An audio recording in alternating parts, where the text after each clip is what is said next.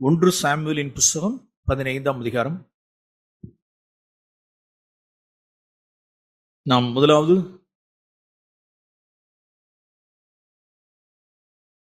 இஸ்ரவேலர்களுடைய மூன்றாவது சந்ததிக்கு நடந்த இந்த ஆபத்தை, அந்த சரிவை நாம் நியாயாதிபதிகள் புஸ்தகத்தில் நாம் பார்த்தோம். இரண்டாவது ஒரு திருஷ்டாந்தத்தை நாம் 1 சாமுவேல் 15ஆம் அதிகாரத்திலிருந்து ஒரு சத்தியத்தை நாம் தியானிப்போம். 2ஆம் வசனம், 1 சாமுவேல் 15ஆம் அதிகாரம் 2ஆம் வசனம். சேனைகளின் கர்த்தர் சொல்லுகிறது என்னவென்றால், இஸ்ரவேலர் எகிப்திலிருந்து வந்தபோது அமலேக் அவர்களுக்கு வழிமறுத்த செய்கையை மனதில் வைத்திருக்கிறேன். அமலேக் என்றால் கொள்ளையன், கொள்ளையர்கள். அமலேக் அவர்களுடைய தொழில் கொள்ளையடிக்கிறது. அமலேக் என்றால் மாம்சம், ஃப்ளஷ், மாம்சம். அமலேக் அவர்களுக்கு வழிமறுத்த செய்கையை மனதில் வைத்திருக்கிறேன். இப்ப ஆண்டவர் சொல்றார், மனசுல வச்சிருக்காரு பாருங்க. இப்போதும் நீ போய் அமலேக்கை மடங்கடித்து, அதாவது இஸ்ரவேலர்கள் எகிப்தின் அடிமைத்தனத்திலிருந்து தேவனே அவ்வளவு ஓங்கிய பயத்தினால் 10 விதமான வாதைகளை உண்டு பண்ணி கடின கரத்திலிருந்து தேவன் ரட்சித்து செங்கடெல்லாம் தாண்டி இப்படி கொண்டு வரும் பொழுது, இந்த அமலேக்கன் பாருங்க வழிமறிக்கிறான் பாருங்க. வழிமறிக்கிற செய்கை யாரா இருந்தாலும் மீட்பின் பாதையில் இரட்சண்ய பாதையில், எகிப்திலிருந்து கானானுக்கு போகிற வழியில், மோட்ச பிரயாணத்தில், பரலோக மோட்ச மீட்பின் பிரயாணத்தில் யாராவது வழிமறிச்சான்னு வச்சுங்க, தேவன் அதெல்லாம் மனசுல வச்சுக்குவார். தேவன் சிந்தையில வச்சுக்குவார், கணக்கு வாங்கிடுவார்.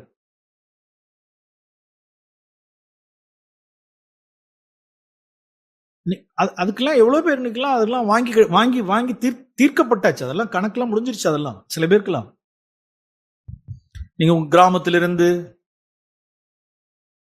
ஜாதி ஜனத்திலிருந்து, உறவுகள் மத்தியிலிருந்து இப்படி உங்களை வழிமறிக்கிறது, உங்களை இடைமறிக்கிறது. இப்படி போகணுமா, ஏன் இது சபை கிடையாதா, இப்படி ஞானஸ்தானம் எடுக்கணுமா, அப்ப இங்க உள்ளவங்க கிறுக்கனா, இவ்வளவு பேர் என்ன நரகத்து போவானா, இது என்ன நூதனமான உபதேசம், அப்படியே சுத்தமா போறதா, இப்படிதான் போகணுமா, வழிமறிக்கிறது. பாவம். அவருடைய எல்லாரையும் அப்படி வழிமறிக்கிறவர்கள் எல்லாம் தேவன் சிந்தையில வச்சுக்குவார். அவன் டேஞ்சர். அவர்களுக்காக ஜெபம் பண்ணுங்க. அவன் மரிச்சான், அமலேக்க மரிச்சான், நான் என்ன பண்ணுவேன், அதனால நான் திரும்பி எகிப்துக்கு போயிட்டேன். சில பேர் சொல்றாங்க பாரு, அமலேக்க மரிச்சானா அதனால நான் என்ன செஞ்சிட்டேன் அப்படின்னா திரும்ப நான் எகிப்துக்கே நான் போயிட்டேன் சொல்லுவோம். அவன் மரிச்சான், இவன் மரிச்சான், ஜாதி ஜனம் மரிச்சான், அவங்க மரிச்சாங்க, தாய் தகப்பன் மரிச்சாங்க, இவங்க மரிச்சாங்க. Don't say like that. தேவன் அதெல்லாம் முறிச்சிருவார். எகிப்தின் அடிமைத்தனத்திலிருந்தே கொண்டு வந்தவர், செங்கடல்ல 2ஆ பொளந்து வெளியில கொண்டு வந்து, இந்த அமலேக்கெல்லாம் அவனுக்கு கர்த்தருக்கு என்ன ஒண்ணுமே இல்லை, நத்திங். அதை சிந்தையில வச்சிருக்கிறார். வச்சு எப்ப சரி கட்டணும்னு தேவன் அவருக்கு தெரியுது, எப்ப சரி கட்டணும் அப்படின்னு. காலங்கள் எல்லாம் போயிடுச்சு. யோசுவா காலம் போய், நியாயாதிபதிகள் காலம் போய், இஸ்ரவேல் சமஸ்தானத்துல சவுல் ராஜ்யபாரம் பண்றப்ப, இவனுக்குன்னு ஒரு ராஜ்யபாரம், இவனுக்குன்னு ஒரு சேனை, இவனுக்கு ஒரு காலார்படை, குதிரைப்படை எல்லாம் இருக்கையில இப்ப தேவன் என்ன சொல்றார், சவுல் எனக்கா நீ ஒரு காரியத்தை செய்யணும்.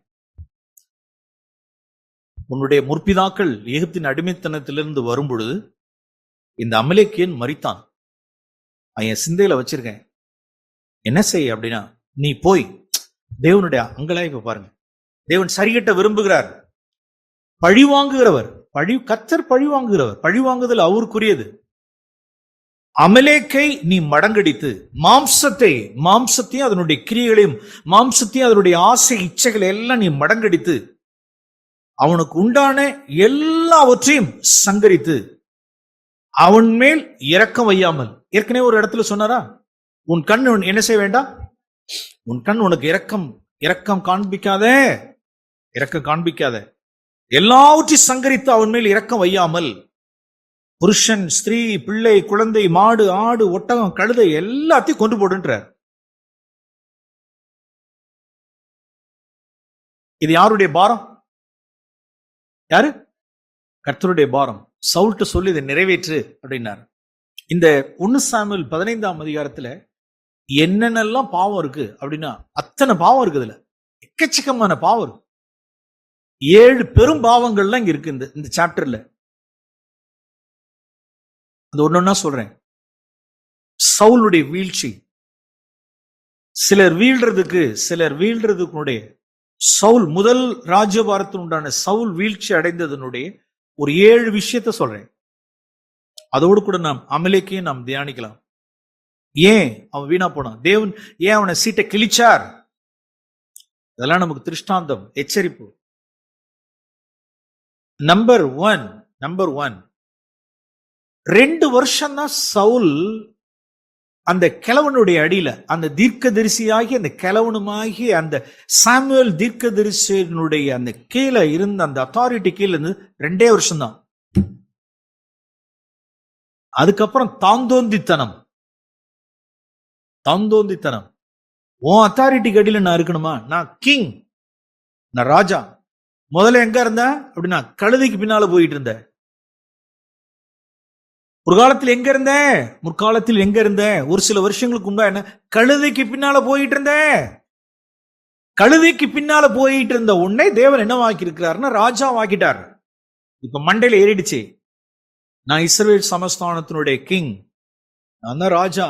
எனக்கு வீரம், எனக்கு அபிஷேகம், வெற்றி, ஜெயம், படை. இந்த கிழவன் சொல்றதை நான் கேட்கணுமா? இந்த சாமுவேல் அப்படிங்கிற தீர்க்கதரிசனுடைய அதிகாரத்துக்கு கீழே, இந்த கொடைக்கு கீழே நான் இருக்க மாட்டேன். எனக்கு வேண்டாம். எல்லாம் எனக்கு தெரியும். பெருமை. இப்ப அவர் சொல்றார், இது இந்த கர்த்தர் இந்த பாரத்தை யார் மூலமா சொன்னார்? சாமுவேல் தீர்க்கதரிசின் மேல சொன்னார். நீ என்ன சொல்றது, நான் என்ன கேட்கறது? சாமுவேல் தீர்க்கதரிசி சொல்றார், எப்பா கர்த்தர் இந்த காரியத்தை சொல்லியிருக்காருப்பா, இதெல்லாம் நீ மடங்கிடிச்சிரு அப்படின்னாரு. நீ என்ன சொல்றது, நான் என்ன கேட்கறது? உன் அத்தாரிட்டி கீழே நான் இல்ல, உன்னுடைய கொடைக்கு கீழேயே நான் இல்ல மேன். நீ என்ன சொல்றது, நான் என்ன கேட்கறது? பினிஷ். பெருமை. 2 வருஷத்துக்கு முன்னால கழுதிக்கு முன்னால போயிட்டு இருந்தோம், தாழ்மையா இருந்தோம், அவ்வளவுதான். ஒரு காரியம் ஆணிச்சு அப்படிங்கிறப்ப மண்டையில் ஏறிடுச்சு. பெருமை. 2வது, அவர் சொல்ற ஆலோசனை இப்ப புரியல. சவுலுக்கு கர்த்தருடைய இருதயத்துக்குள்ள எவ்வளவு பாரம் இருக்கு, அது எவ்வளவு அந்த செய்கை நான் நினைவுல வச்சிருக்கேன், அதை சரிகட்டு, நான் இப்ப அதை சரிகட்ட போறேன், நான் பழி வாங்க போறேன், அவன் விதைச்சதுக்கு இப்ப நான் பழி வாங்கணுத, நீ செய்ய நிறைவேற்றுன்னு சொன்னா அந்த கர்த்தருடைய இருதயத்தினுடைய பாரம் உனக்கு இல்ல. இரக்கம் காண்பிக்காத அப்படின்னா என்ன செய்தான் என்றால் 19ஆம் வசனத்தை கொஞ்சம் கவனிங்களேன். அடுத்து 2வது பொருளாசை. 19ஆம் வசனம், நீர் கர்த்தருடைய சொல்லை கேளாமல் கொள்ளையின் மேல் பறந்து. தமிழ் வேதாகமத்தில் அப்படி கொள்ளையின் மேல் பறந்து அப்படின்னா அது என்ன கொள்ளையடி பறக்கிறது, கொள்ளையின் மேல் பறந்து அப்படின்னா நோக்கம் என்ன அப்படின்னா அமலேக்கியர்களுடைய, பாருங்க 9ஆம் வசனம், சவுலும் ஜனங்களையும் ஆடுகளில் முதல் தரமான ஆடு, 2ஆம் தரமான ஆடு, ஆட்டுக்குட்டி, நலமான எல்லாவற்றையும் என்ன செய்தான்? தப்ப வச்சு எங்க கொண்டு போயிடுங்கன்னு சொல்லிட்டான் அப்படின்னா தன்னுடைய ஆர்மிட்டஸ் சேனைட்ட என்ன சொன்னா, எல்லாம் என்னுடைய எஸ்டேட்டு கொண்டு போயிடுங்க, எல்லாத்தையும் எல்லாம் அதெல்லாம் அழிக்க போகுது. அது அழிப்பட போகுது. ஏன் அதை அழிச்சுக்கிட்டு? எல்லாம் நல்லா இருக்கு, பெஸ்டா இருக்கு. முதல் தரமான ஆடு, 2ஆம் தரமான ஆடு, நலமான ஆடு, எல்லாம் கொழு கொழுன்னு இருக்கு. ஏன் அதை அடிப்பானே, ஏன் அதை வேஸ்ட் பண்ணுவானே? எல்லாம் என்னுடைய பண்ணைக்கு கொண்டு போயிடு, எல்லாம் பண்ணை கொண்டு போயிட்டாங்க.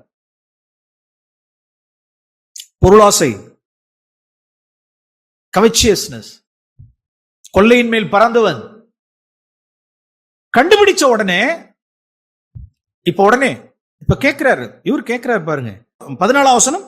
சாமுவேல், அப்படியானால் என் காதுகளில் விழுகிற ஆடுகளின் சத்தம் எனக்கு கேட்கிற மாடுகளின் சத்தம். கிழவனுக்கு தெரிஞ்சு போச்சு, கிழவனுக்கு தெரிஞ்சு போச்சு, கிழவன் தீர்க்கதரிசி தெரிஞ்சு போச்சு. நான் ஆடு மாடெல்லாம் தப்ப வச்சிருக்கிறதெல்லாம் என் பண்ணைக்கு எஸ்டேட்டு கொண்டு போனதெல்லாம் அந்த கிழவனுக்கு தெரிஞ்சிருச்சுன்னு சொன்ன மாத்திரத்துல திடீர்னு மாய்மாலத்தை பாருங்க. பொய் என்ன அப்படின்னா 21ஆம் வசனம், 21ஆம் வசனம் வாசிப்போம்.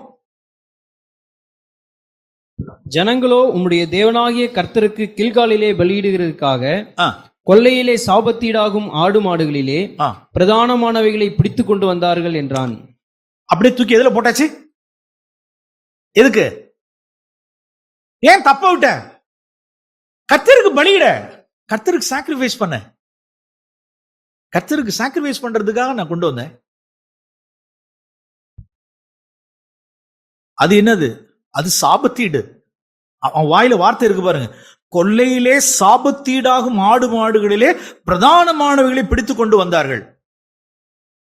சீத அவனுடைய டிஸ்ஆனஸ்டி, நேர்மையற்றத்தனம், பித்தலாட்டம், மறைக்கிறது, ஒளிக்கிறது, மாய்மாலம். மாட்டிட்டோன்னு சொன்ன உடனே அடுத்து பொய். என்ன பொய் அப்படின்னா வாயில பொய் இருக்கு பாருங்க. ஒருத்தன் விழுகிறான் அப்படின்னா அவனுடைய வாயில பொய் பாருங்க. அடுத்தது 9ஆம் வசனத்தில் வாசிக்கிறோம். சவுலும் ஜனங்களும் தான் சேர்ந்து முடிவு பண்ணாங்க. யாரும் ஜனங்கள் முடிவு பண்ணிடுவாங்க. ஒரு ராஜா முடிவு பண்ணாம ஜனங்கள் முடிவு பண்ணிடுவாங்க. ஓகே, 2 பேர் சேர்ந்து முடிவு பண்ணாங்க. இப்ப கேட்டப்ப 15ஆம் வசனத்துல பாருங்க, 15. சவுல் அமலேக்கியரிடத்திலிருந்து அவைகளை கொண்டு வந்தார்கள். ஜனங்கள் ஆடு மாடுகளில் நலமானவைகளை உம்முடைய தேவனாகிய கர்த்தருக்கு. யாருடைய தேவன்? யாருடைய தேவன்? சரியா போச்சா? See the word. நேற்று தினம் வாசித்து கொண்டிருக்கும் பொழுது என்னுடைய சிஸ்டர் தான் எனக்கு காண்பிச்சாங்க. அந்த வேர்டை ஷேர் பண்ணிட்டு இருந்தோம் பேசிட்டு இருக்கிறப்ப. ஆடு மாடுகளின் நலமான அந்த வார்த்தையை நீங்க பாத்தீங்களா? அந்த வார்த்தை உம்முடைய தேவனாகிய கர்த்தருக்கு பலியிடும்படிக்கே. ஓ கிழவனே, உம்முடைய தேவனுக்கு கர்த்தருக்கு நான் பலியிடும்படிக்கு தப்ப வைத்தார்கள். மற்றவைகள் எல்லாம் முற்றும் அழித்து போட்டோம் என்றான். எதெல்லாம் அழிச்சு போட்டீங்க? எதெல்லாம் அழிச்சு போட்டாங்க பாருங்க. 9ஆம் வசனத்துல வாசிக்கிறோம். எது அற்பமானது, உதவாதது, சகல வஸ்துக்களையும் அழிச்சு போட்டுட்டு எல்லாத்தையும் தப்ப விட்டாச்சு. எல்லாத்தையும் தப்ப விட்டான். எல்லாம் கொள்ளையின் மேல் பறந்தது, தனக்கானது தேர்ந்தது, பெருமை, உள்நோக்கம் கண்டுபிடிக்கப்பட்டதுன்னு சொன்ன உடனே கர்த்தருக்கு பலின்னு சொன்னது. இப்ப 10ஆவதுக்கு யார் தப்ப வைத்தார்கள்?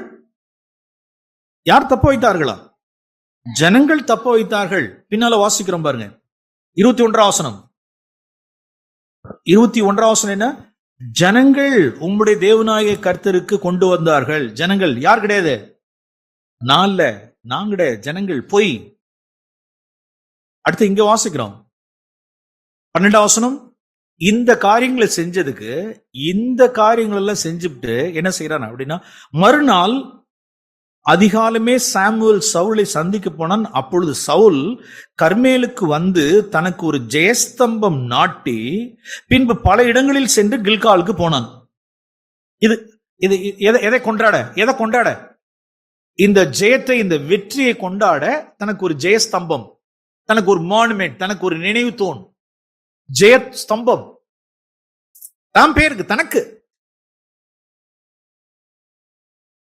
பொய், பித்தலாட்டம், பெருமை, அசட்டத்தனம், ஜனங்கள் மேல் பழிய போட்டது, தாம் பேருக்கு தனக்கு ஒரு ஜெயஸ்தம்பம் நாட்டினது. இவ்வளவு தூரம் சொல்லியும் ஒரு மனுஷனை பாவத்துக்கு உட்படுத்துகிறதுக்கு அவ்வளவு பிரயாசப்பட்டு சொல்றார். ஏமேன், பலியா முக்கியம்? கீழ்ப்படிதல் தானே முக்கியம்? பலி முக்கியமா? தேவன் நொந்து போயிட்டார் பாருங்க. 11ஆம் வசனம், 15, 11. 1 சாமுவேல் 15:11, நான் சவுலை ராஜாவாக்கினது எனக்கு என்னவா இருக்கிறது? மனஸ்தாபமாயிருக்கிறது. அவன் என்னை விட்டு திரும்பி என் வார்த்தைகளை நிறைவேறாமல் போனான் என்றார். அப்பொழுது சாமுவேல் மனம் நொந்து ராம் முழுவதும் கர்த்தரை நோக்கி கூப்பிட்டான். கொஞ்சம் கூட அவனுக்கு என்ன இல்லை அப்படின்னா, கர்த்தருடைய இருதயம் அப்படியே உடைஞ்சு நொறுங்கி போயிருக்கு. தீர்க்கதரிசனுடைய இருதயம் உடைஞ்சு நொறுங்கி போயிருக்கு. கூலா இருக்கும். He was very cool. He was very cool. பெருமை, முரட்டாட்டம், மைமலம், பொய், எனக்கு ஜெயஸ்தம்பம் நாட்டினது என்ன?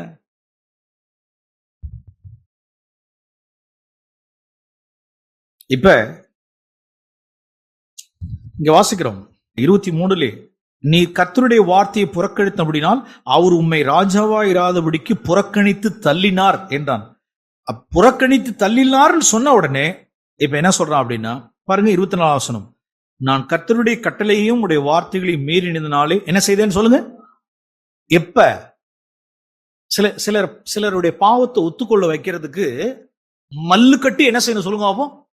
மல்லு கட்டி போராடி பாவத்தை ஒத்துக்க வைக்கிறோம். ரொம்ப கஷ்டம். வேற வழி இல்ல. உன்னை தேவன் புறக்கணித்து தள்ளினார் சொன்ன உடனே நான் பாவம் செஞ்சேன். அதுலயும் என்ன ரியலிஸ்டிக் கிடையாது, அது ரியல் கிடையாது. என்னன்னா, நான் பாவம் செஞ்சேன், அதோட இன்னும் கொஞ்சம் சொல்லணும் சேர்ந்து. யாருக்கு பயந்து சொல்லுங்க? ஜனங்களுக்கு பயந்து அவர்கள் சொல்லை நான் கேட்டேன். அப்பயும் யாரை சேர்த்துக்கிட்டான்? அப்பயும் ஜனங்களை சொல்லை கேட்டேன். ஜனங்களுக்கு பயந்து நான் பாவம் செஞ்சேன். இந்த ஜனங்கள் தான் என்ன அப்படி ஆக்கிவிட்டாங்க. நீ கிங்கா அவங்க கிங்கா? நீ ராஜாவா அவங்க ராஜாவா? அவருடைய வார்த்தைக்கு நான் கேட்டேன். அவருடைய பாவ அறிக்கையே ஒரு நிஜம் இல்ல, உணர்வு இல்ல, பித்தலாட்டம். அதையும் தாண்டி 30 வசனத்தில் வாசிக்கிறோம், நான் பாவம் செய்தேன், இப்போதும் என் ஜனத்தின் மூப்பருக்கு முன்பாகவும் இஸ்ரவேல் முன்பாகவும் நீர் என்னை வந்து கனம் பண்ணு. எப்படி? நீர் வந்து என்ன செய்? என்னை கனம் பண்ணி நான் உங்களுடைய தேவனாகிய கர்த்தருக்கு பணிந்து கொள்ளும்படி என்னோடு கூட திரும்பி வாரும். அதாவது ஒண்ணுமே நடக்காது போல நீங்க வந்து என்ன செய்யுங்க, எனக்கு பலி செலுத்துங்க, என்னோடு கூட இருங்க. என்ன பிக்சர் கொடுக்கணும்? எப்படி பிக்சர் கொடுக்கணும்? ஒண்ணுமே நடக்காது போல நீங்க என்னோடு கூட இருக்கிறது மாதிரி காண்பீங்க அப்படின்னு. இதான் சவுல். அமலேக்கியனை தப்ப விட்டான். ஆண்டவர் சொன்னார், இரக்கம் காமிக்காத, அழிச்சிரு, மாம்சத்துக்கு இடம் கொடுக்காத. அதாவது இந்த மாம்சத்தை இப்படி நாம் தப்ப வைக்கிறதுக்கு தான் இவ்வளவு 1000 காரியங்கள் எல்லாம் நம்ம சிக்கிறோம். பொய், பித்தலாட்டம். விளங்கிட்டீங்களா? கோர் என்ன அப்படின்னா, கரு என்ன அப்படின்னா, இந்த அமலேக்கியனை தப்ப வைக்கிறதுக்கு தப்ப வச்சாச்சு, ஏண்டா தப்ப விட்டன்னு கேட்டதுக்கு தான் இவ்வளவு காரியம். அதுல ஆதாயம் பார்க்கிறது. ஜனங்கள் எப்படி இஸ்ரவேலர்கள் அவர்களை பகுதி கட்ட வச்சு அதுல ஆதாயத்தை பார்த்தார்களோ, அதே போல அழிச்சிரேன்னு சொன்னார், அவன் அதுல லாபத்தை பார்த்தான். அதுல அவன் அந்த கொள்ளையின் மேல் பறந்தான். அதுல ஒரு சந்தோஷத்தை பார்த்தான், அதுல ஒரு ஆதாயத்தை பார்த்தான். மாட்டிக்கிட்டேன்னு சொன்னப்போ ஒத்துக்கல. போய் பித்தலாட்டம். தேவன் சீட்டை கிழிச்சிட்டார். ஓகே, அவனுடைய எண்ட பாருங்க. 2 சாமுவேல் 1 2 சாமுவேலின் புஸ்தகம் 1 அமலேக்குன்னா என்னன்னு சொன்னோம்? கொள்ளையர்கள். அது அவங்களுடைய தொழில். அது பேர் என்ன? கொள்ளை என்ன? மாம்சம். அமலேக்குன்னா மாம்சம். இப்ப தேவன் அவனை புறக்கணித்து தள்ளிட்டார். அவன் பொல்லாத ஆவி உடையவனாய் இருந்தான். அவன் கடைசியில் என்ன செஞ்சிட்டான் அப்படின்னா, யுத்தத்துல புரஜாதிகளுடைய கையில விழுந்துடக்கூடாது அப்படிங்கிறதுக்காக அவனே ஒரு ஈட்டியை நிப்பாட்டி அந்த ஈட்டியில விழுந்தவன் என்ன செஞ்சிட்டான்னு கேட்டா, தன்னைத்தானே அவன் தற்கொலை பண்ணிக்கிட்டான். சவுலுடைய முடிவு பாருங்க, அவன் தற்கொலை செய்து கொண்டான். ஓகே, இப்ப என்ன காரியம் நடக்குது அப்படின்னா, சவுல் மரித்த பின்பு 1 தாவீது அமலேக்கியரை முறியடித்து சிக்லாகுக்கு திரும்பி வந்து 2 நாள் அங்கே இருந்த பிற்பாடு 3ஆம் நாளிலே ஒரு மனுஷன் தாவீதினிடத்தில் வந்து வணங்கினான். 3 தாவீது, நீ எங்க இருந்து வர்றன்னு கேட்டார். நான் இஸ்ரவேலின் பாளையத்திலிருந்து தப்பி வந்தேன். என்ன செய்தின்னு சொல்றான். உடனே என்ன சொல்றான் அப்படின்னா, சவுலும் அவர் குமாரனாகிய யோனத்தான் மடிந்தார்கள் என்றான். சவுல் ஒரு குமாரனாய் யோனத்தான் மடிந்து போனது உனக்கு எப்படி தெரியும்? வாலிபனிடத்தில் கேட்டதற்கு அந்த வாலிபன், நான் தற்செயலாய் கில்போவா மலைக்கு போனேன். அப்பொழுது சவுல் தம்முடைய ஈட்டியின் மேல் சாய்ந்து கொண்டிருந்தார். ரதங்களும் குதிரை வீரரும் அவரை தொடர்ந்து நெருக்கினார்கள். அவர் திரும்பி பார்த்து என்னை கண்டு கூப்பிட்டார். அதற்கு நான் இதோ இருக்கிறேன் என்றான். நீர் யார் என்று என்னை கேட்டார். நான் அமலேக்கேன் என்று சொன்னேன். See the word? ஏய், கூப்பிடுறார், நீ யார் அப்படின்னு. நான் அமலேக்கேன். அவர் என்னை நோக்கி, நீ என்னண்டையில் கிட்ட வந்து நின்று என்னை கொன்று போடு, என் பிராணன் முழுதும் இன்னும் போகாததினால் எனக்கு வேதனையா இருக்கிறது என்றார். அப்பொழுது நான், அவர் விழுந்த பின்பு பிழைக்க மாட்டார் என்று நான் நிச்சயித்து அவரண்டையில் போய் நின்று அவரை கொன்று போட்டேன். பிற்பாடு அவர் தலையின் மேல் இருந்த முடியையும் புயத்தில் இருந்த அஷ்டகடத்தையும் எடுத்துக்கொண்டு அவைகளை இங்கே என் ஆண்டவரிடத்தில் கொண்டு வந்தேன் என்றான். தாவீதும் அவனுடைய இருந்த சகல மனுஷரும் தங்கள் வஸ்திரங்களை கிழித்து கொண்டு அவனுக்காக உபவாசம் இருந்து புலம்பினார்கள். 13 ஆசனம். தாவீது அதை தனக்கு அறிவித்த வாலிபனினோர், நீ எவ்விடத்தான் என்று கேட்டதற்கு, நான் அந்நிய ஜாதியினுடைய மகன், நான் அமலேக்கேன் என்றான். கர்த்தர் அபிஷேகம் பண்ணினவரை கொன்று போடும்படி உன் கையை நீ நீட்ட பயப்படாமல் போனது என்று சொல்லி வாலிபரில் ஒருவனை கூப்பிட்டு, நீ கிட்ட போய் அவன் மேல் விழுந்து அவனை வெட்டு என்றான். அவன் வெட்டினான், அவன் செத்தான். நல்ல கவனிங்க, யார் கையில, யாருல தேவன் பெலிஸ்தியர்கள் கையிலையும் சாகல. யாரு? சவுல். பெலிஸ்தியர்கள் கையில, விருத்த சேதனம் இல்லாத புறஜாதியான் கையில நான் விழுந்து மடிக்கிறதுக்கு நானே சாவட்டும் அப்படின்னு சொல்லிட்டு ஒரு ஈட்டியை சாஞ்சு தற்கொலை பண்ணிக்கிறதுக்காக விழுந்தான். அதுலயும் தேவன் சாவு விடல. யாராலையும் சாவு விடல. பெலிஸ்தியர்னாலையும் சாவு விடல. அடுத்தது தானாவும் முடிச்சுக்கூட விடல. யாரதான் தேவன் வச்சிருந்தார் சொல்லுங்க அப்போ? ஒரு அமலேக்கியனை வச்சிருந்தார். ஒரு அமலேக்கியனை வச்சு, ஒரு அர்த்தம் ஒருத்தர் இருக்கான் பாருங்க, அவன் வந்துதான் இவன் கதையை முடிக்கணும். நாம் எதை தப்ப விட்டோமோ அதுதான் அவனுக்கு.